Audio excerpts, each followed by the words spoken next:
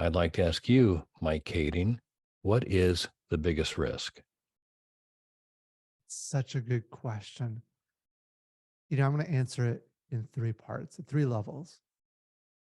The first level is the surface level, which is today some of the bigger risks are the economy, specifically rise in interest rates, as that has a negative effect on debt proceeds used to fund new construction and just deals in general. But if we take it a step deeper, what you realize is that those kind of problems happen all the time. It's this year it's interest rates, next year it might be employment, the year after that it might be supply chain, just something totally different. And so the deeper level, the deeper risk there, so level two, is making sure you have the right people. Because if you have an amazing quality team that can solve the biggest, most challenging issues, they solve those problems. They start unlocking doors and making things happen that you didn't know could happen. They have the capacity to pivot and change with the changing times and the changing market. So that's the level two.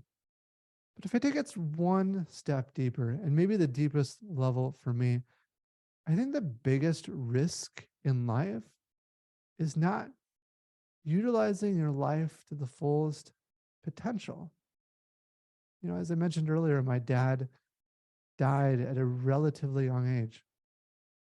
And I often ask myself the question, how do I want to spend the minutes I have here on earth? And for me, a big part of the answer is I want to make some kind of meaningful, positive impact on the world. So I think the biggest risk we all face is selling ourselves short, not trying to make the biggest impact we can, and not living the life that we know we can live.